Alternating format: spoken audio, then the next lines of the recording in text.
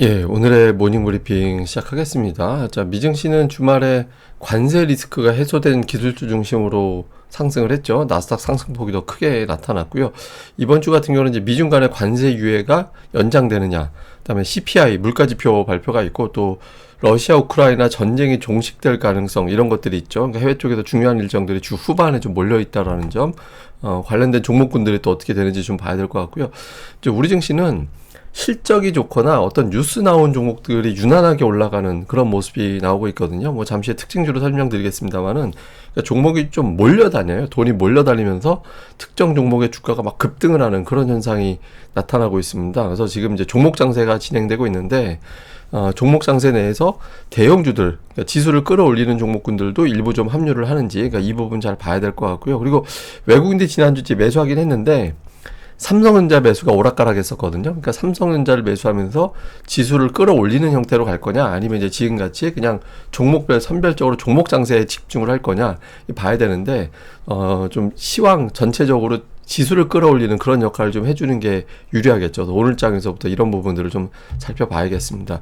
우선 지난 주말에 뭐 미증시는 고르게 다 올라가긴 했는데 상승한 업종이 더 많았잖아요. 근데 보시다시피 러셀 2000 지수라든가 뭐 다우 지수보다 나스닥이 훨씬 더 많이 올라갔죠. 그러니까 주요 기술주들, 특히 이제 빅테크 뭐 이런 종목군들, 반도체주, 애플 이런 종목군들이 이제 시장을 주도하는 이제 그런 모습을 보였는데 뭐 애플이나 마이크론 테크놀로지가 관세 불확실성이 완화가 됐다. 그러니까 두 종목 다 관세가 면제되거나 뭐 대폭 낮춰지거나, 그러니까 이런 형태로 나타나면서 지난주에 13% 주가가 올라갔고, 이제 결과적으로 미증시 또 나스닥이 올라가는데 결정적인 역할을 했죠. 그리고 트럼프와 푸틴이 이제 이번 주에 만나는 걸로 알려져 있는데, 이렇게 되면 러시아와 우크라이나 전쟁이 종료된다. 그러면 이제 이게 우리나라에도 관련 영향이 있죠.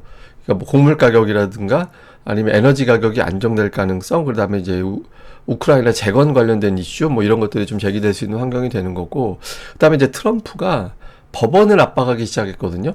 지금 법원 판결이 얼마 후 뒤에 나올 거잖아요. 그러니까 어떤 판결이냐면 미국 대통령이 비상 상황이 아닌데 비상 상황이라고 가정을 하고 온 국가들의 관세를 부과했다. 이거는 대통령의 권한을 넘어선 행위다. 이렇게도 위법이라고 판결이 나온 상태잖아요. 이제 이게 다음으로 넘어가고 결국에 이제 대법원까지 올라갈 텐데, 이게 이제 재판 결과가 나올 시점이 되다 보니까 이제 트럼프가 그 법원을 지금 압박하고 있습니다. 그래서 만약에 이거 위법이라고 니네들이 판결을 하면 미국에 대공황이 올 거야, 막 이런 경고를 하고 있거든요. 그러니까 아마 이 법 관련된 뉴스가 이번 주부터는 조금 은근히 나올 가능성이 있어요. 그래서 이 뉴스도 예습 차원에서 제가 간단하게 좀 설명을 드렸고요. 그다음에 이제 미국과 중국 간의 관세 유예가 12일까지로 되어 있는데 아직까지 공식적으로 뭐 발표가 딱 됐다 뭐 이런 게 지난 주말까지 아니었잖아요. 그래서 이런 관련된 관세 관련된 뉴스들이 연이어서 계속해서 이제 나오게 될 거다라는 점이 있고, 그다음에 이제 또 하나는 이제 미국에서는 지금 금리 인하를 그냥 당연하게 보고 있어요. 예, 그러니까 적어도 10월에, 9월에 인하할 확률 90%고 10월에는 현재 수준의 금리가 유지될 가능성은 아예 제로입니다. 그러니까 무조건 9월 아니면 10월에 금리 내린다라고 보는 거예요. 100% 반영하고 있거든요. 그래서 근데 이런 이제 환경이 이어지게 되면 신흥시장에 유리하고 외국인들 매수가 유입되고 이제 그런 구도가 될 수 있죠. 그래서 대외적인 환경은 일단은 좀 찜찜한 것도 있긴 하지만 나쁘지 않다. 뭐 이 정도로 넘어왔다. 이렇게 보면 될 것 같고, 그리고 뭐 주요 종목 앞서 말씀드린 대로 애플이 그냥 지난주에 이래 놓고도 연간으로는 아직까지는 하락 상태입니다. 그러니까 이제 AI 너희 준비 잘 안 했잖아. 이거랑 관세 때문에 뭐 애플 아이폰 가격이 올라갈 거잖아. 이것 때문에 이제 주가가 많이 부진했었는데 이 중에 이제 관세 부분을 덜어내면서 올라갔고, 마이크론 테크놀로지도 이것도 역시 이제 관세를 안 내도 되겠다라고 올라왔죠. 마이크론 테크놀로지 미국 기업인데 뭔 소리야 하겠지만 60% 이상 해외에서 만들어요. 예, 그러니까 이것도 해외에서 만들면 이것도 어떻게 보면은 외국에서 들여오는 게 될 수 있었거든요. 근데 어쨌든 이게 좀 해소가 되면서 두 종목이 지난주에 끌어올라갔다. 이게 이제 우리나라에 지난주에도 반응하긴 했지만 어쨌든 이제 애플 밸류체인, 다음에 이제 반도체 관련된 소부장 이런 것들이 이번 주에도 계속 반응을 할지 오늘 장에도 계속 봐야 될 것 같고, 근데 어쨌든 기술주의 장세인 것 같긴 해요. 결과적으로 보면 이게 미국 주식시장에서 특정 종목, 시가총액 1위 종목이 어느 정도 비중을 차지하나, 지수에서 어느 정도 비중 차지하나 봤는데, 엔비디아가 지금 8.1%로 역사상 최대치입니다. 그러니까 예전에 이제 애플이 7.6%까지 간 적이 있었는데, 그걸 뛰어넘었어요. 그러니까 이게 보면 옛날에 1980년대 IBM, 1990년대 마이크로소프트, 2000년대 중반까지는 엑선모빌 뭐 이랬었는데, 지금은 뭐 8.1%, 8% 넘어간 건 처음이거든요. 그래서 그만큼 기술주 또는 이제 AI가 여전히 미국의 증시를 주도하고 있구나라는 걸 또 보여주는 이제 그런 대목이죠.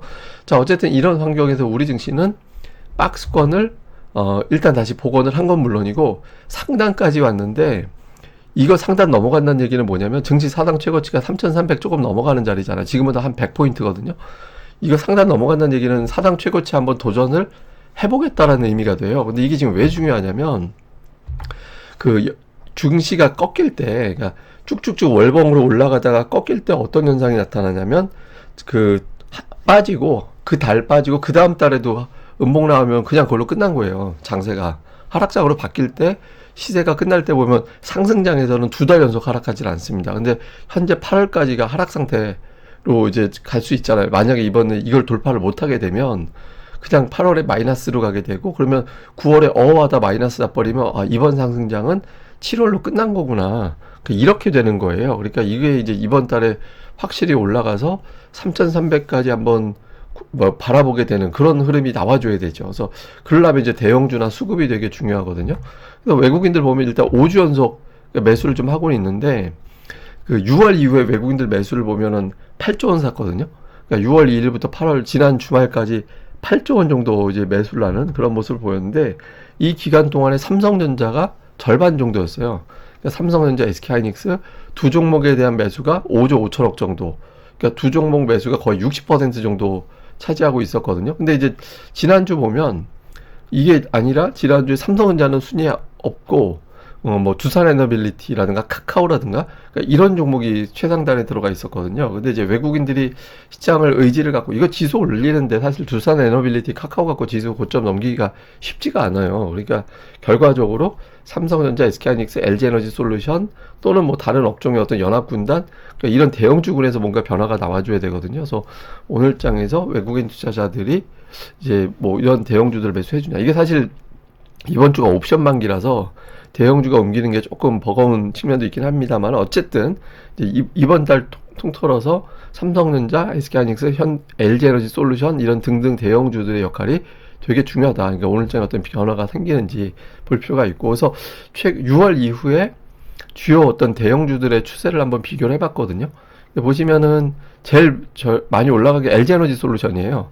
예, 그 다음에 삼성전자, 하나에어로, KB금융, 뭐 두산에너빌리티 이렇게 업종 하나씩 다 꼽아서 이제 봤는데, 보시면은 8월 이후에 어떤 추세를 한번 비교해 보면 올라가는 추세가 삼성전자, 그 다음에 최근에 두산에너빌리티 이런 것들이 올라가고, 꺾여서 내려가고 있는 게 하나에어로, 이런 것들이 꺾여 내려가고 있고, 어정쩡하게 움직이고 있는 게 LG에너지솔루션. 그러니까 이렇게 구분이 되거든요.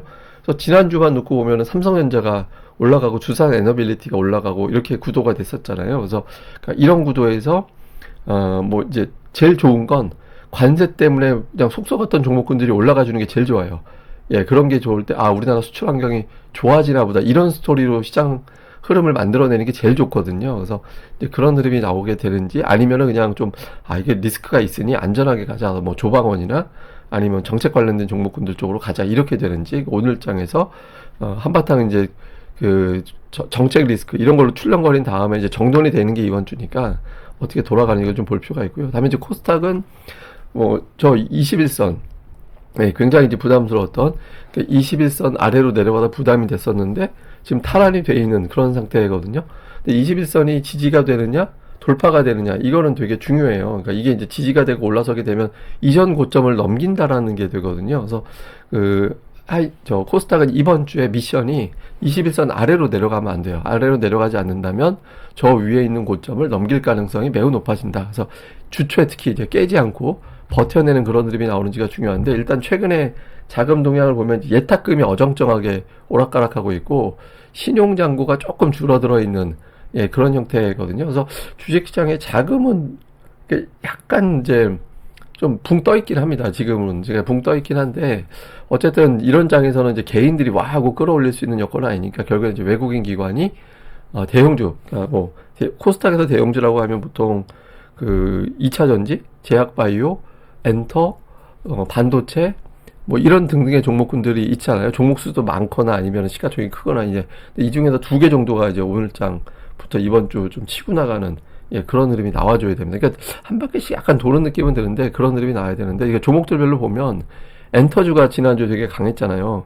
엔터주가 그 기관이 굉장히 열심히 샀어요. 보시면 기관 투자자들이 꾸준하게 좀 사들이는 그런 모습이 좀 있었죠. 그래서 엔터주가 지난주에 강했고 그 다음에 이제 2차 전지가 은근하게 올라오는 이게 지금 벌써 저점 대비 50% 올랐어요. 그러니까 2차 전지가 그렇게 이게 망이다 막 이런 느낌을 주던 종목이었는데 은근히 올라오면서 이제 좀 치고 나간다까지는 아닌데 하여튼 계속 올라가는 그런 모습이 나오고 있고 그다음에 지난주에 또 하나 강했던 게 실적이 잘 나온 반도체 관련된 연결고리가 있는 기업들, 뭐 원익 IPS나 뭐 심텍이나 이런 기업들 있잖아요. 이런 기업들 숫자가 잘 나온 기업들이 굉장히 강하게 올라갔습니다. 여기에는 이제 또 삼성전자 파운드리 수주권도 있고, 그다음에 이제 반도체 관세 관련된 뉴스가 좀 완화가 될 것 같다, 뭐 이런 보도가 나오면서 이런 종목들이 강하게 올라갔죠. 근데 원익 IPS는 최근에 수급을 이렇게 외국인들은 좀 샀다 팔았다 이렇게 오락가락 했었고, 기관은 뭐 지난주에 갑자기 확 사면서 그동안에 어정쩡하게 매도하다가 갑자기 확 사들였거든요. 근데 저게 이제 단타일 수도 있어요. 그러니까 단타일 수도 있어서 저렇게 사들이는 걸 시작으로 이제 하루에 지분 1% 들어왔잖아요. 외국인들 같은 경우는. 이게 뭐 되게 신기한 일이거든요. 그래서 어쨌든 저게 뭐 주변 어떤 다른 이제 소부장 쪽으로도 좀 꾸준하게 나올 수 있어요. 특히 이제 이번 주가 그 코스닥 기업들은 이제 실적, 그러니까 마감일이라 이제 중성주 실적 발표 쏟아져 나올 거거든요. 그래서 숫자에 따라서 되게 변동성이 클 건데 특히 이제 이 업종의 관심도가 올라가게 될 거냐 이걸 봐야 되고, 반면에 이제 자동차 관련된 종목군들은 좀 둔한, 이게 관세 그 합의가 됐는데 일단 결과적으로는 2.5% 예전에 누리던 프리미엄이 없어진 거 아니냐 뭐 이런 식으로 해석이 되는 것 같아요. 근데 이제 어쨌든 이렇게 부진해 있는 종목군들도 계속 봐야죠. 시장에서는 안 오른 거 찾아서 올리는 측면도 있으니까.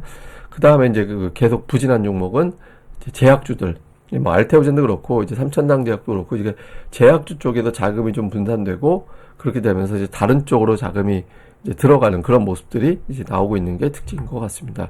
자, 일단 뭐 챙겨볼 이슈들 뭐 1차, 2차 정리해 보면 일단 이번 주가 옵션 만기일이에요. 그러니까 옵션 만기라는 건 뭐냐면 한 달에 한 번씩, 그러니까 위클리는 뭐 주간가인데 사람들이 이렇게 그 내기를 하는 거예요. 그러니까 앞으로 지수가 올라갈 것 같아, 내려갈 것 같아 라고 해서 그 내기를 하는 거거든요. 그래서 내기돈 거는 게 이제 옵션 거래할 때 이제 내는 돈인데, 그래서 어쨌든 내가 올라갈 거라고 베팅을 해놨으면 그 조금 반칙을 쓸 수가 있어요. 외국인들 같은 경우는 막 대형주 가지고 지수를 조금 움직일 수 있거든요. 그래서 좀 옵션 만기 주간에 약간 좀 대형주 가지고 좀 장난하는 그런 형태가 나올 수 있게 되고, 그러다 보면 대형주들이 일제히 올라가나 그러진 않습니다. 그래서 이번 주는 시도 게임이 좀 연출될 가능성이 있고, 그 다음에 러시아 우크라이나 종전 가능성, 이거는 이게 바로 반응할지 모르겠는데 어쨌든 관련주들 움직임, 그다음에 지난주에 그 남북 경협주들이 좀 움직였잖아요. 그래서 이게 북미 협상 기대까지로 연결을 만들어낼지 좀 볼 필요가 있고, 그다음에 앞서 말씀드렸던 미중 간의 어떤